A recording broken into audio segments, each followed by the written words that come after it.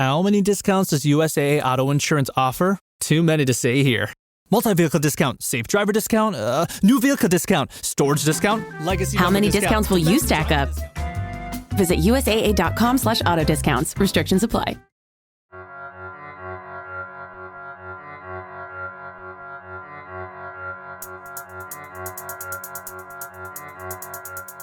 Welcome back to Drilled. We're calling this surprise season. There will be fraud.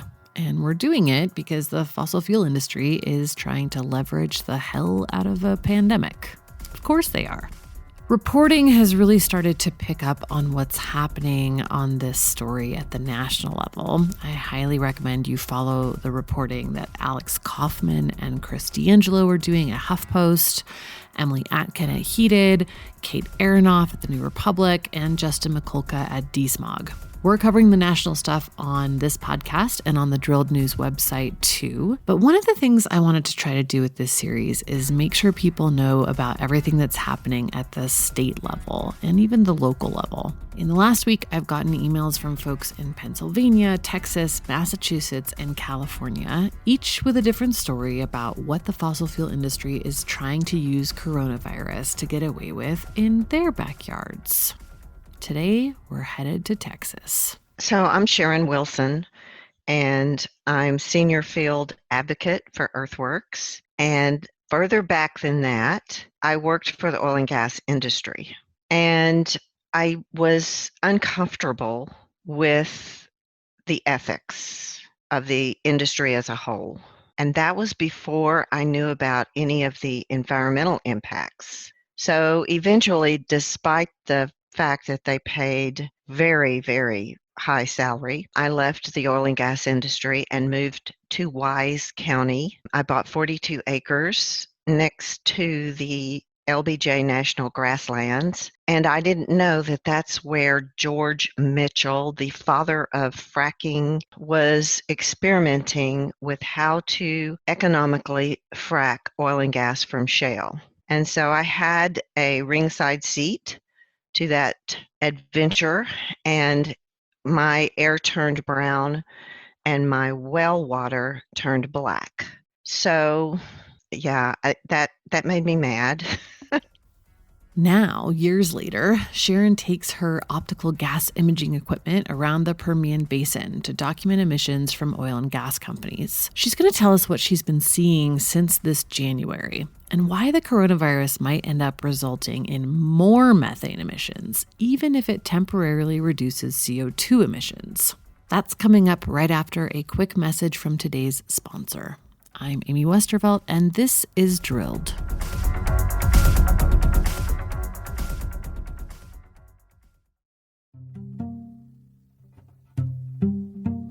Hey, Drilled listeners, Amy here to recommend another climate podcast.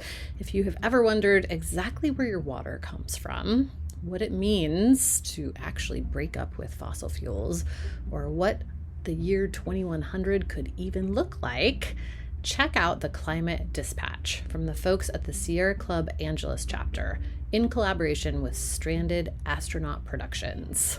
The show is brand new. It launched in April, just in time for Earth Day, and it answers all those questions and more. The Climate Dispatch explores both global and local stories of the climate crisis through the lens of Southern California. On the show, host Taya Jeanette brings together a variety of guests and experts in conversation to share their climate wins and break down their fears and collective hopes for the future. Some featured guests include Time 100 Next recipient and climate activist Naleli Kobo, Troy Stevens, creative manager of Grist Magazine's Imagine 2200 Climate Fiction Contest, Aru Shaini Ajay, executive director of the Sunrise Movement, and Allison Chin, president of the Sierra Club Board of Directors. Each episode will also feature a local LA-based band or musician to play out the show. Check out the Climate Dispatch at sc.org/climate dispatch or wherever you listen to podcasts.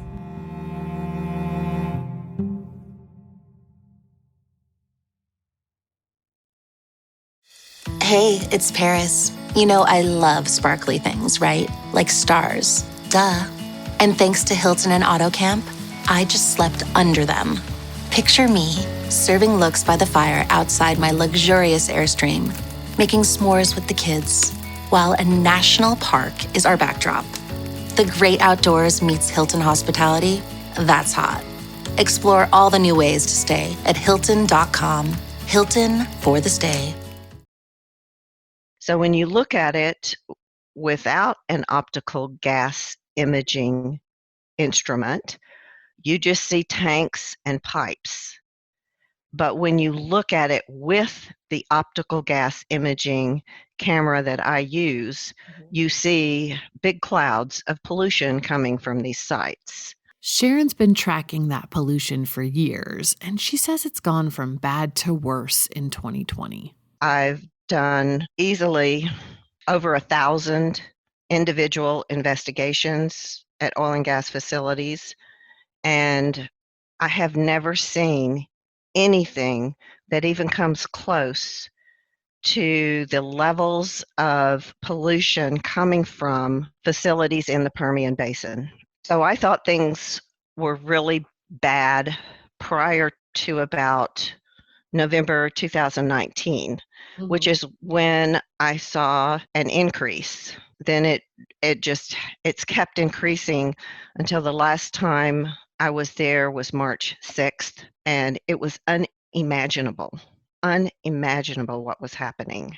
Okay, we need to do a quick, oversimplified oil and gas lesson here. So shale companies started out using a method called hydraulic fracking, to get natural gas out of shale rock. In really broad strokes, fracking works by injecting water and chemicals into shale rock to bust it open and extract gas. There's a whole bunch of treatment and refining that happens after that, which is where water and soil contamination can happen, but those are the basics.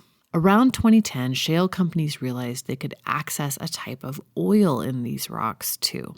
They call it tight oil, and that's what really positioned the U.S. as a top supplier instead of just a customer in the global energy market. When that oil is being refined, natural gas is burned off in a process called flaring. The idea is to reduce the amount of methane that would otherwise be released into the air during this process.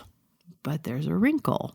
A strong wind could blow out the flare. And an unlit flare means methane and various volatile organic compounds are just kind of belched into the air. If this was just happening very occasionally at one plant or another, maybe it wouldn't be that big of a deal, but it happens a lot. According to research that came out last year, unlit flares are the biggest contributors to global methane emissions. And just a reminder, methane is a greenhouse gas. It's 86 times more potent than CO2. Okay, back to Sharon.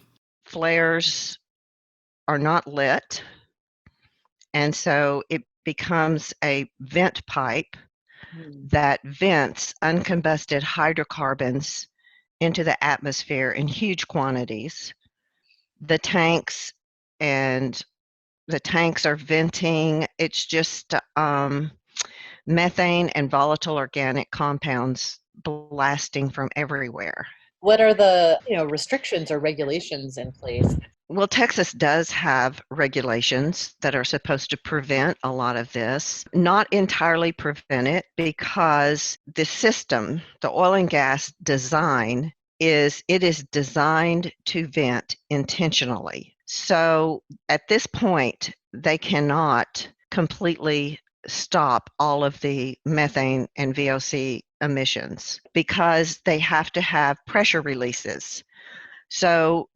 But we do have regulations in place to lessen that, and unlit flares are not legal. But the problem with regulations is they are words on paper, and in Texas, they're not enforced. And especially in the Permian Basin, the oversight seems especially lax. Sharon says the problem with unlit flares and excess venting tends to get worse when natural gas and oil prices are low. Right now, they're at rock bottom. As the prices go down, the amount of venting and the number of unlit flares goes up. We do have some data for that that we've collected since 2017 to show that there is an uptick in unlit flares. And this year, it's really gone up. So even as emissions might be going down in general, methane emissions could actually increase during the pandemic, which not only exacerbates climate change, it also creates a big public health problem. Right now, people are being told to shelter at home. And I've had so many calls from people who are having, previously they could at least get some relief when they went to school and to work. And now they are there all day. And they're breathing these hydrocarbons that are crossing the fence line onto their property. And, their toxic load in their body will be increasing. I contacted the two agencies that are tasked with regulating the oil and gas industry in Texas, the Texas Railroad Commission and the Texas Commission on Environmental Quality. The Railroad Commission are the ones that would oversee flaring. As of March 13th, oil and gas operators could request to have all regulatory requirements waived.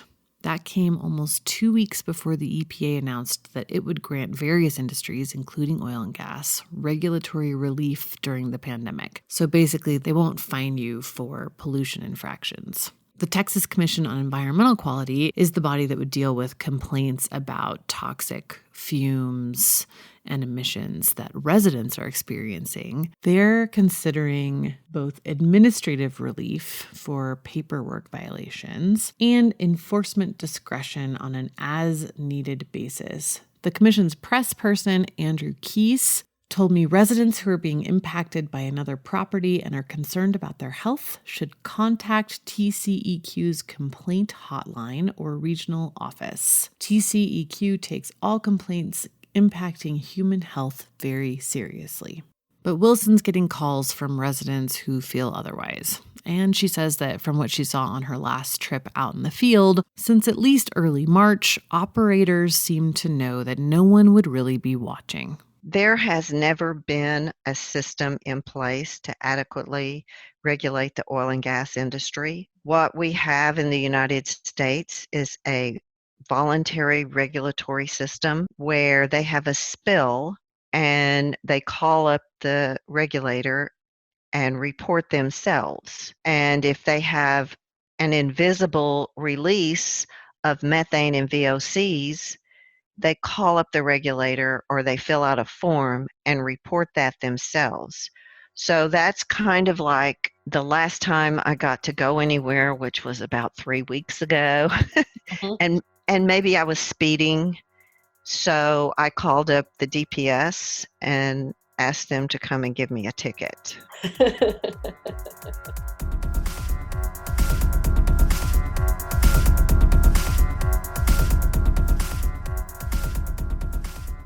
That's it for this time. If you've spotted the fossil fuel industry using the COVID-19 pandemic as an excuse to avoid regulation or get some other kind of benefit, give me a shout. I'm Amy at drillednews.com.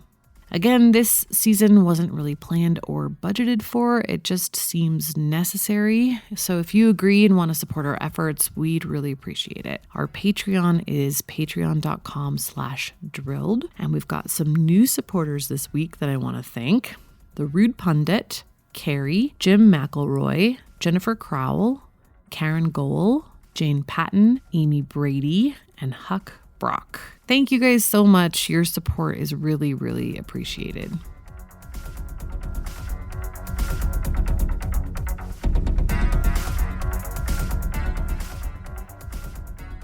Drilled is produced and distributed by Critical Frequency. The show is reported, written, and produced by me, Amy Westervelt. This season's music is by Martin Wissenberg. Our editor is Emily Gertz. Our editorial advisor is Reka Murthy. You can find Drilled on Apple Podcasts, Stitcher, Spotify, Google Podcasts, or wherever you get your podcasts. You can also listen on our website, drillednews.com, where you'll also find additional reporting and documents. You can follow us on Twitter at WeAreDrilled or catch me on there at Amy Westervelt. Thanks for listening, and we'll see you next time.